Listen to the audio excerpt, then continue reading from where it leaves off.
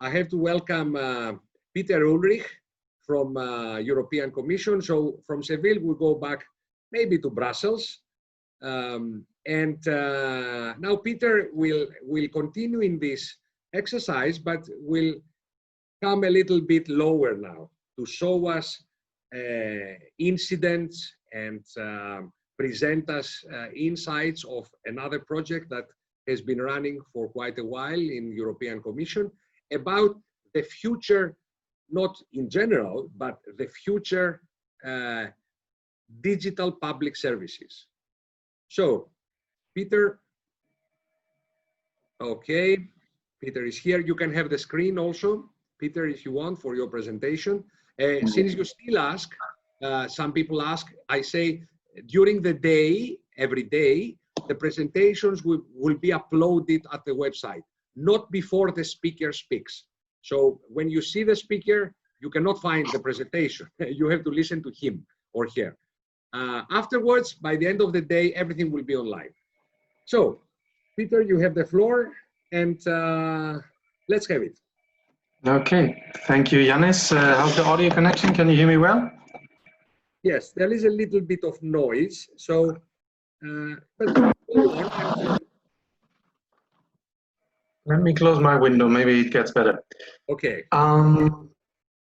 Okay, thanks, Yanis, for this introduction. Murphy's Law. A minute before you started introducing me, my internet connection collapsed, so I only got the last couple of seconds of your introduction to my presentation. I'm sure you only said nice things.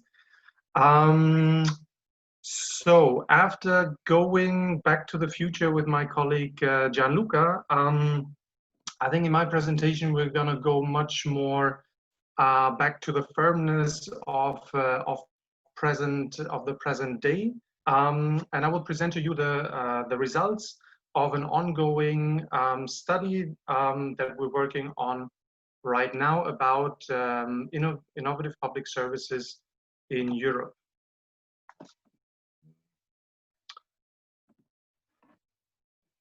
Okay. So what am I going to do with you today? I will first give you a quick introduction and background into the project. Then I will share with you some of our preliminary results, followed by an outlook of what is still about to happen in the project and to which I will invite you to contribute, and then leave some time for questions and discussion. So let's jump into what the project actually is and does. So the innovative study is a study part of the ISA² program of the European Commission. It is a 2-year study between the DGs Digit and JRC, and our research takes place at the intersection of public service innovation, interoperability, and a specific set of technologies, which are artificial intelligence, Internet of Things, blockchain, distributed ledgers, and APIs. What we want to do with this study, we have 4 very clear objectives. We want to first assess the landscape of innovative public services in Europe, and I will share results on that later. We want to identify what are the key drivers, but also bottlenecks for the use of technologies to innovate public services. We are going to define a basic innovative public services EU framework. And lastly, we are assessing the feasibility of setting up an innovative public services observatory. So when I say that our study takes place in the framework of ISA², I want you to have a look at this slide. And I'm sharing this slide not to confuse you, but simply to make you aware that what I'm talking about today is just a very small part of many other relevant ongoing activities in the field of ICT governance, public sector innovation, and digital transformation. So in the center of this screen, you see this big green block. This is the Innovative Public Services action that also Max in the introduction to this session mentioned. There you have under the heading General and Landscape Studies, a small piece of text that is highlighted in yellow. That yellow part is us. That is the study I'm talking about today. That will be followed by many more relevant studies. For example, work on a future GovTech incubator with Digit, the JRC, and DG Connect. We're receiving input into our studies and are connected to ongoing studies and past studies that are, for example, part of ELISE, which you can find in the top left corner, blockchain studies, AI studies, but there's also many relevant things happening outside of ISA Square, like, for example, the here on the right side, the APIs for digital governance study conducted by some of my colleagues in ISPRA. So just, you know, an encouraging sort of view on such a confusing slide. There is a lot happening that I think together will enable us to further our understanding of this topic and eventually create relevant impact. So let's get into some of our preliminary results. We have collected, when you look on the left side of the screen on that graph, based on the work of others, for example, the AI study that Gianluca just mentioned earlier, we've collected about 543 cases of innovative public services that make use of one or several of the technologies that we're looking at. The majority of the cases that we found so far is either in artificial intelligence or making use of APIs. And already the critical thinkers among you will have already figured out that these can only be preliminary results because the number of Internet of Things cases, for example, is at the moment very low. So those are not representative numbers, but as I said, work in progress. On the right side of the screen, you can see how these cases are distributed across different countries. And so here, I think our results go in line with many of the trends that are identified, for example, by the UN eGov survey or by the Digital Economy and Society Index.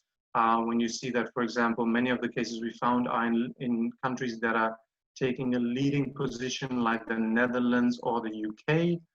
But also, if you dive a bit more into this graph, you will see that, again, these are only preliminary results and cannot be representative when you compare, for example, down here, Germany and France, two countries that are normally in these in other surveys and indexes and benchmarkings rather close to each other. In our case, for France, we found about twice the amount of cases so far. So again, I think these results need to be taken with a pinch of salt. So why am I sharing these preliminary results with you? It's really not about counting cases and showing pie charts. I think the important thing we need to do is we need to scratch the surface of that data and look beneath it to understand what the landscape of innovative public services in Europe really looks like. And doing that, I think if I would have to sum it up really in a nutshell, I would say we find two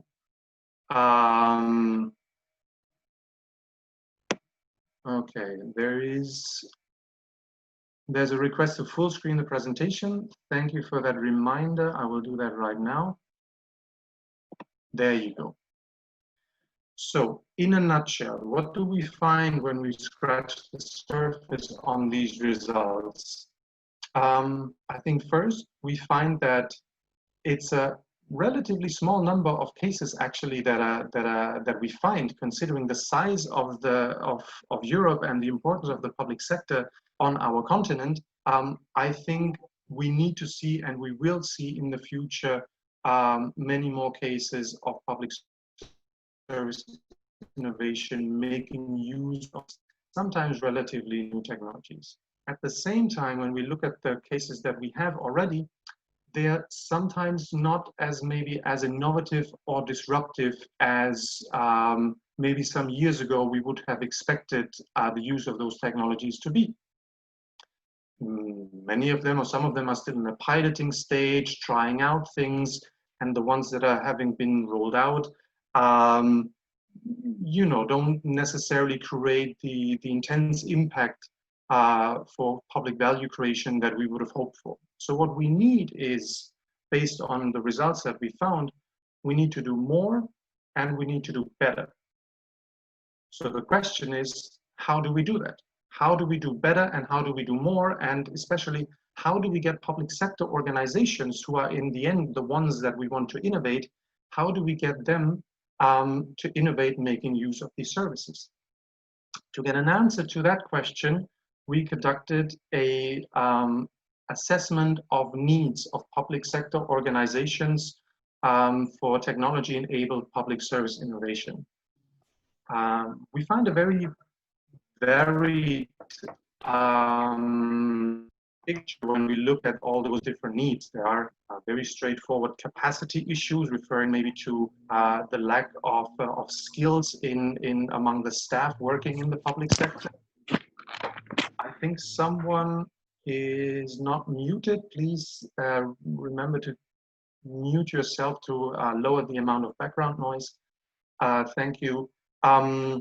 Or also finance is a very straightforward, can be a very straightforward barrier if it's the lack of finance. But we also find like technical things that could be looking at legacy systems and the question or the need for public sector organizations to understand how can they innovate building on the existing legacy systems, and in addition questions on the availability of useful technical standards and specifications and guidelines that can help them to really implement these technologies. But then I think there's also very straightforward governance related issues.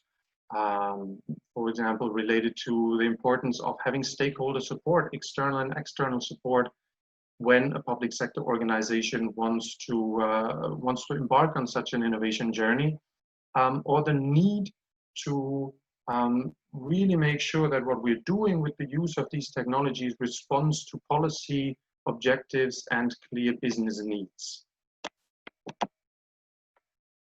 There's a question if we're planning to include candidate countries such as Turkey to this survey down the road, and if it's only on central governments. Question on candidate countries. So we're not limiting ourselves to the EU 27. If we find good data on also candidate countries such as Turkey, I think we will be very happy to include them. And this survey looks not only at central governments, but at all levels of governments. Thank you for that question.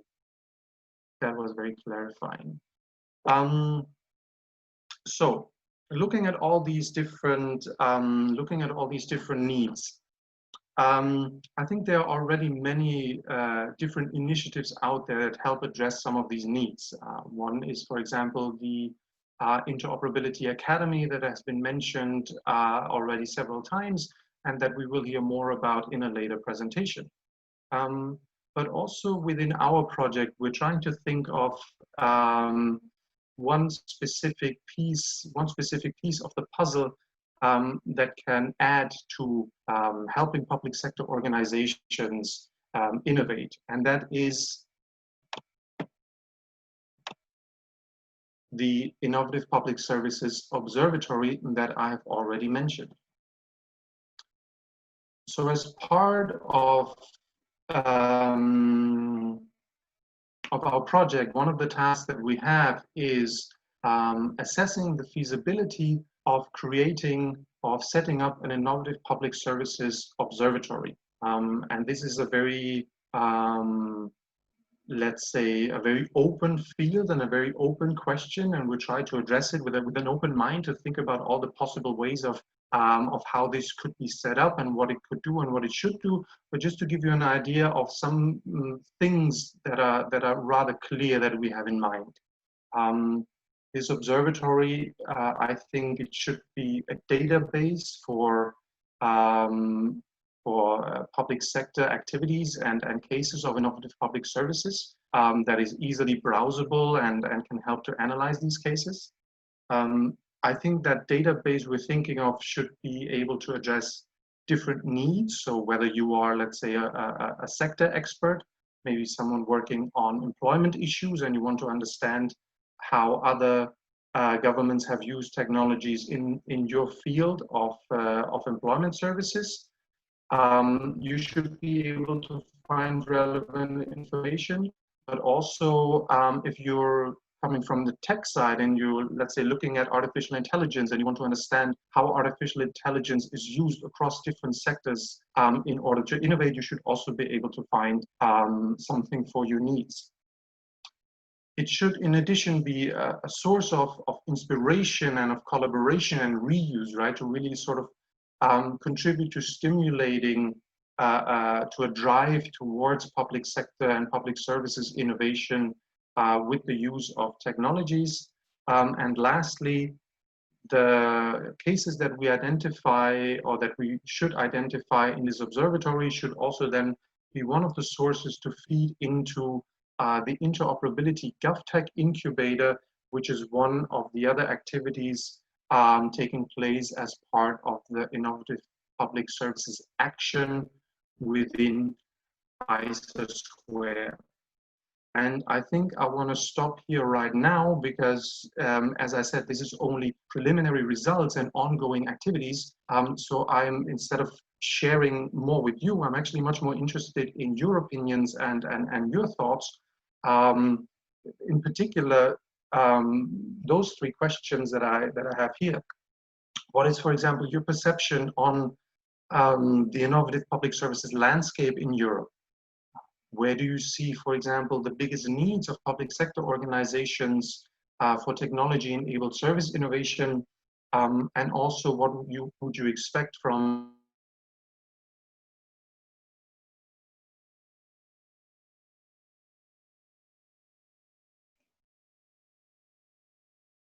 Oops. We lost Peter. Innovative? I think I'm still here. Yeah, Peter, there was a break in the communication. Maybe I only saw it. But yeah, okay. That was just a slip of a few seconds. So okay. We see the input for discussion. Okay, we thank Peter. There is already a question will the Public Services Observatory also include services of the judiciary?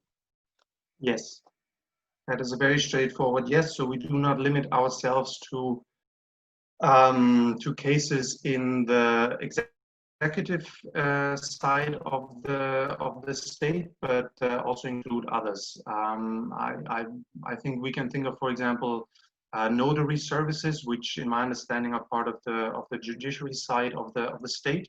There are experiments or pilots making use of blockchain for that. I think those would definitely be services that we would also include in our collection. And there's a question also from Mette. Very nice to have you with us, Mette. Mette was trying to come to Samos for several years before. Mette is coming from Turkey, is one of the prominent members of our community. He says, is there a mechanism to ask citizens what kind of innovative services that they demand or somehow to co-create? So this innovation is, says Mette, a little bit too much top-down. We look what countries say, but is there any co-creation in the way? So in our as part of our study and our project, I think we really try to focus on issues of open governance and open innovation, and we try to take these things into account. But I do think that, for example, when we talk about the Innovative Public Services Observatory, I think it's really a ex post collection and analysis of cases. I think in the way we analyze the cases, we will be looking at in how far citizens were involved or other stakeholders were involved.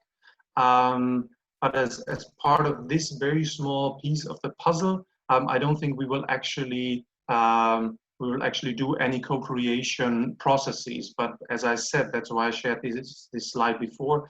There are many other ongoing activities that might be doing that. But thank you for bringing up that point.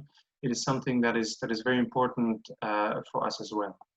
Yeah, it's very important. It's so important that Max even answered a little bit and said it's something we very much plan for the future. So if you get another project, remember you got it within Samo's improvisation. Okay, Peter, I would like just the last thing to ask, because there are several questions, but I hope that you will be able to answer online afterwards. But I just picked this one that says, this is Clemens Denner. I'm not sure I know Clemens yet, but we will find out sooner or later where he comes from. So Clemens says, will there be any collaboration? Is there any collaboration with OECD? Because I'm also aware that OECD is one of the organizations that, of course, has a global view. And secondly, they had this observatory for public sector innovation. Mm-hmm. Is there, he asks, any collaboration? Do you draw information from them? Do you push information to them? Mm-hmm. Have you been getting together for methodological issues? So yes, we are aware of the Observatory for Public Sector Innovation, and we very much admire their work. We will reach out to them, and hopefully they will be willing to discuss with us and to share their experiences at a stage when I think we have a bit more clear of what we want to do with this observatory.